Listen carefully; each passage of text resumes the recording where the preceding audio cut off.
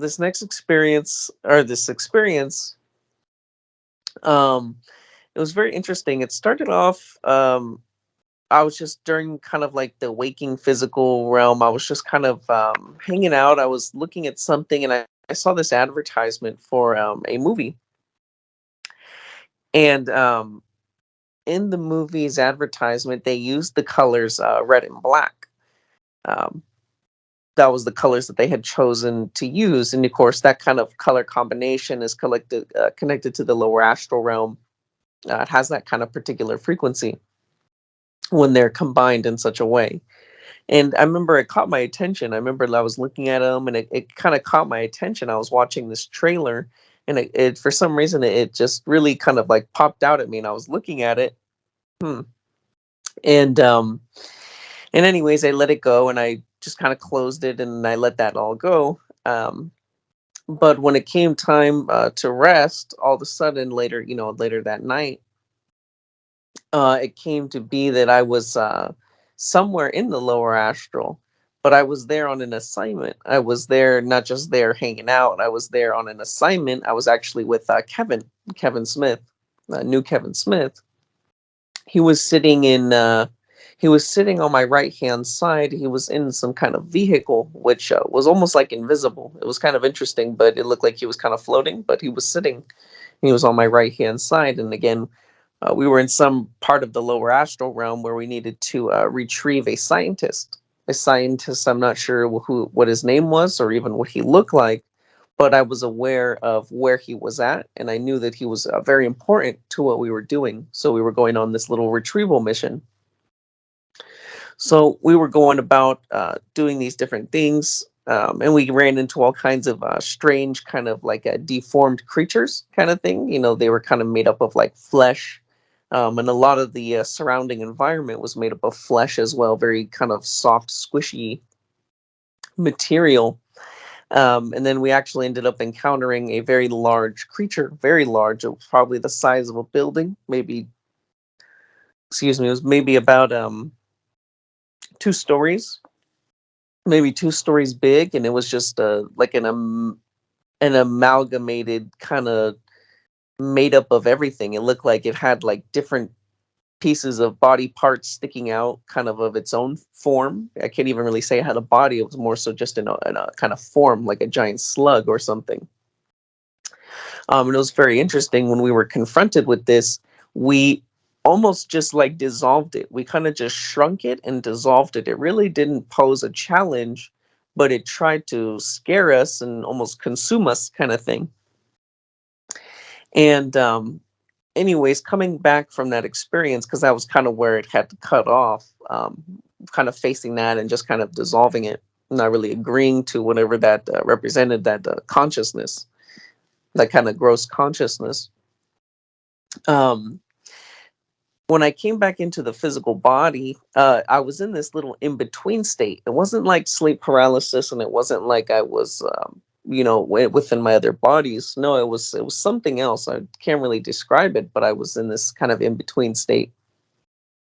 And I was getting this view where I was writing inside of a notebook, and it said, when we go on these assignments to the lower astral or any kind of other realm that's a little bit like peculiar, we have to be careful to bring our body back. Whatever body that we went and we did the assignment in that realm, we need to bring it back, sort of like away from that realm. We need to make sure that we're not leaving our awareness there. We're not leaving any kind of part of ourself there, like part of our essence there. And it was very interesting. I was writing that down in a notebook, and so I was that was my little focus before I kind of came back totally into the physical body. Was I was trying to put my focus on bringing myself back, so I didn't leave any kind of part of myself there. I didn't leave any kind of impression of myself there. So, because then I would be picking up on all the frequencies and attracting all these other things. And it was very interesting because as I was doing this, all of the sudden, it was like my eyes opened, but my eyes weren't actually open. I saw this very, very dark being, totally black, like a shadow, step into my room. out of my dresser. I have a dresser against the wall, and there's some pictures on the wall.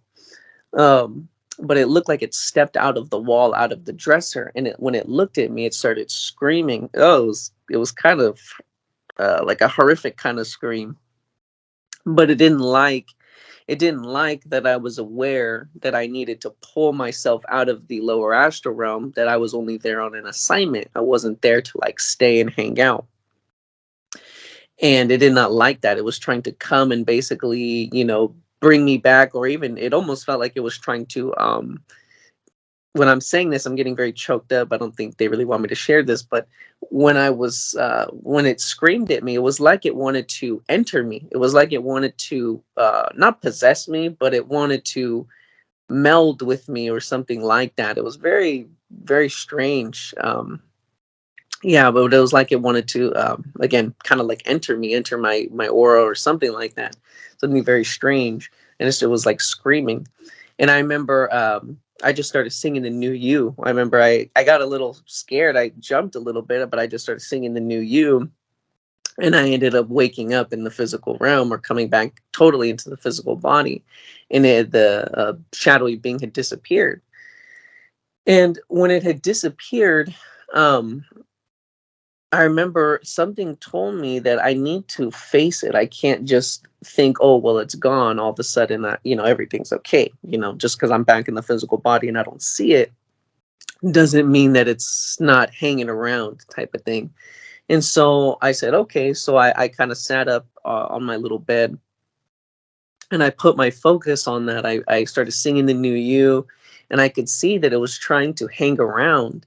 And all of a sudden, I realized, or I got this little intuitive insight, that because it made an agreement with me, this being, whoever it was or whatever it was, because it made this agreement with me by trying to come into my room, or like my space, and making me afraid, or like trying to do something like that to me, it's made all these agreements with me. So I said, because it's already made these agreements with me, I'm going to utilize those agreements to have it become something more beneficial, because it's already come this close.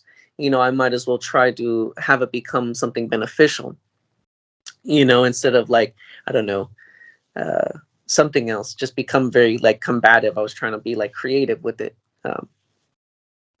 And so anyways, I put my focus on this being, and I was looking at it with my awareness. And again, it was kind of like it was hanging around, like it would shift. It wouldn't hang around to where I could just look at it. It's like as if it was standing like behind me. And every time I would turn to look at it, it would move. But I had that kind of intuitive sense that it was there. So anyways, I'm looking at it with my awareness, and all of a sudden I get this kind of clear view of it where it was standing, and I'm looking at it, and all of a sudden I walk up to it with, again, this is all kind of happening in another realm, or with my other bodies, but I'm seeing it with my awareness, and I walk up to it, and I say, it tries to like hiss at me or something like that. It almost like hisses at me. Okay? It doesn't really speak. But I tried to have it sing the NUUU, and it tried to run away from me. I said, I said, you can't run anywhere. I said, you're already here. I said, kind of like, where are you going to go? Why are you running away? You've already made all these agreements with me by coming into my room. You've came all this way. You can't run away. And so I basically kind of made it sing the NUUU, but it didn't really sing it. It more so became very sick. It became very, very sick. It looked like it started throwing up, and it started like hissing and growling, and it even showed me some teeth, and it had these very red eyes, and it was very, very interesting. And what was more interesting was when I confronted it, because for the past few days I've been feeling very sleepy. I haven't been sleeping very well. Kind of like waking up. I was waking up almost every half hour, every even 10 minutes. It was pretty inconsistent.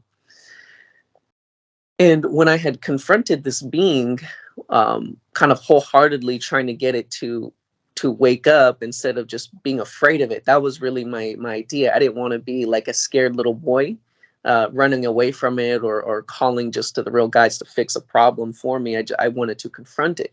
I had that intuitive insight to do that myself.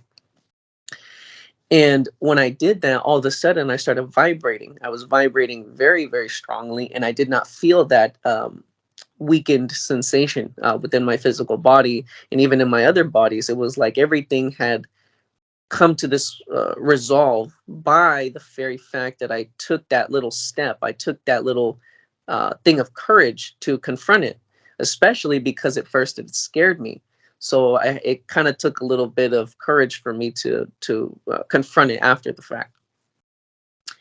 But anyways, I try to get it to sing the NUUU. Again, kind of reaffirming to it that, you can't really leave. You've already made these agreements with me, but it starts hissing and it looks like it's throwing up and it's showing me its teeth and all this stuff. And eventually what it does is it opens up a portal.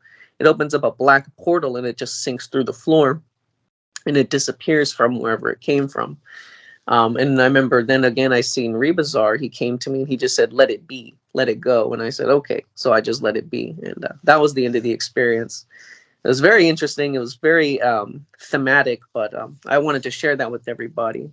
These things, I heard this saying, it was actually from a movie. It said, you can lift a rock and not be ready for the snake that's underneath it.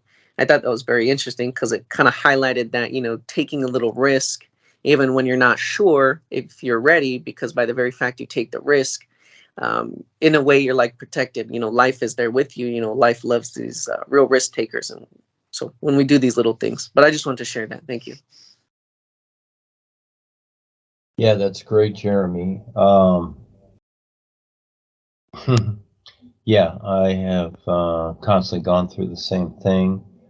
The idea is that it used to be called your essence. In other words, like when you're somewhere and you're touching things, you leave your fingerprints. And what do we see in the movies where, they start investigating? The first thing they look for is fingerprints. And so wherever we go, we leave an impression, a fingerprint, you might say. And yes, they utilize this. And just like in the movies, James Bond or whatever, they use other fingerprints to get in, access other areas, etc. And so everybody uses everybody else's creations. Yes, it's done every day. This is how it works. And so, yeah, just a note there. And as the more you center yourself and recognize the isness, well, just like the sun shining, nothing bothers the sun because it's completely is, you see? And so when you're that, then you're not bothered. But in the meantime, because we have all these ideas and attitudes, no matter what they are, even when you're, explaining it, like the ideas of courage, as an example. See, we're so literalized that, oh, you want to be brave, you want to have courage. See, that's the literal explanation. And surpassing all that is isness.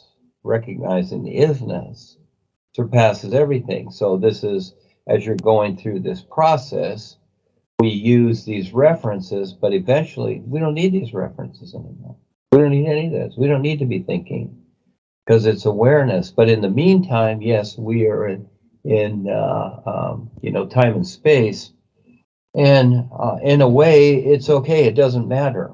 All right. So I get that too. And they attack me with different things, rashes, lightning bolts, whatever. Dizziness is a good one where I'm really dizzy, but I can focus and center myself to where it doesn't bother me because they want me to pass out. And so they really throw a bunch of dizziness at me to where even where everything around me has been moving, etc., where I stood still and everything around me is moving. So, those that step up, we all get it. But the more you center yourself, you see, I've set myself up to where no matter what happens, I'm more focused. I automatically, instantly become more focused. It's just automatic, you see. But in the meantime, we use all these descriptions and whatever to verify to our personal self, oh, I need to have courage. I need to do this. I need to be braver. You see, we talk to ourselves. And I understand we need to talk to the little self.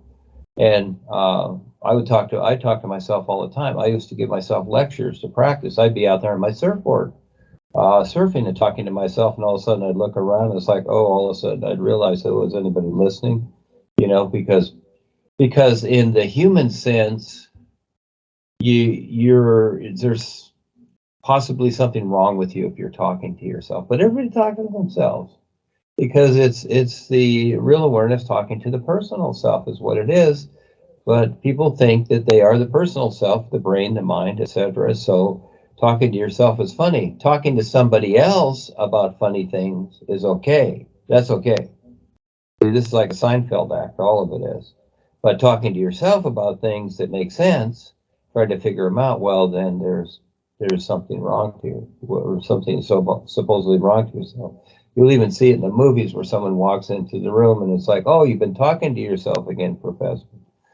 It's a little connotation on you're a little bit wacko or something, but not to get off the subject here, but it all implies to this isness. And this is really what people have not known. They've known all these labels and ideas and cute ideas, spiritual freedom, chakras, auras, levels, up, down, higher worlds, better places, hell, heaven, whatever. They've known all these labels, but not the isness. Yeah, that becomes the difference. So good for you. And I would suggest that you, as you have that and romance it, make a Facebook group, let everybody know, scare the hell out of them. Let them know. Let people know what's going on. I am. So let the world know. Let them know. And that's the whole idea about stepping up. And that's where Paul came to you-know-who and said, when are you going to get on the ball? Yeah, get going. So the thing is, let the world know, scare the hell out of them. Let them know what's going on because it's waking up. Yeah, what you're doing, Jeremy, is really cool. Everybody should do it. Step up, get past that personal life because it's nothing. You got nothing with it. It's just like a little crab in a shell. It's a turtle in a shell. It's a snail in a shell. That's all it is. It's a shell on your back. You don't need it. You don't need that human consciousness. Just get real. Yeah, and make sense of it. And be considerate to life, you might say. And that is that make it wonderful, not weird and strange, but simply wonderful. The images that Ava and I create, they're very simple. Shows the isness. Keep it simple. Yeah. It's not all hocus pocus weird stuff. And we have nothing to do with any of the other stuff, the shamans, the this and that's or whatever. I don't care how good it sounds. We have nothing to do with them at all because this is just very, very real and it's very, very precious. So, it's just like a mother with her child. Very, very precious, and she protects that child. So what we have here, what we're presenting is very precious, and there are those that they cannot destroy it. There's no such thing, but they can block it. They can continue to block it mainly for themselves. So that's fine. But what you did there, yeah, at least confronting them and giving them the chance about the new you. So I'm letting them know I will be talking to more world leaders on and on. Just like in the experience there of Kevin's, where the Armada, the Space Armada, is coming and they're looking for me.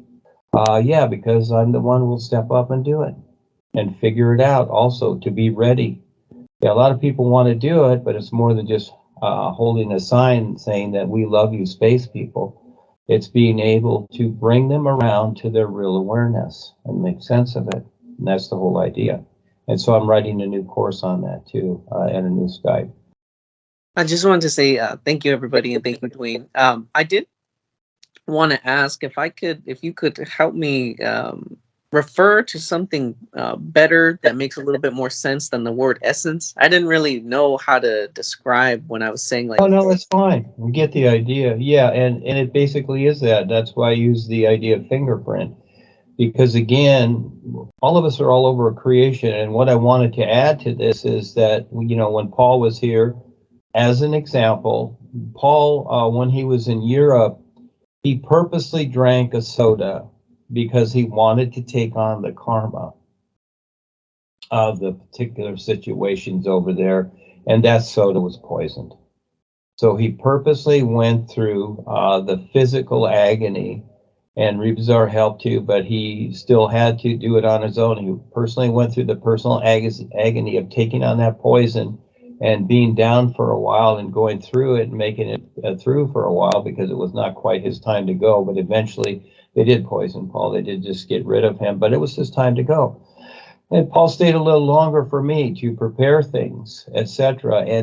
But he wanted to go to the real side to help me here, to back up everything here. And so this has been a real wake up for me and an amazing journey, and I'm just amazed all the time.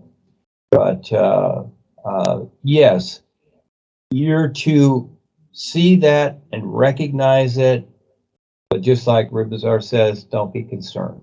So what? Okay, so what? What have they got? It's just like me with my documents and the funding, whatever. They're all over the world. And, I've been told, keep it secret or whatever. Well, can't do that.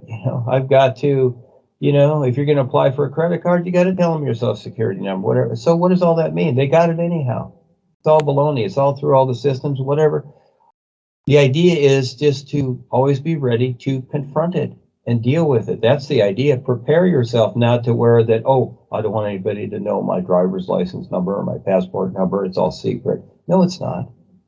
That's silly.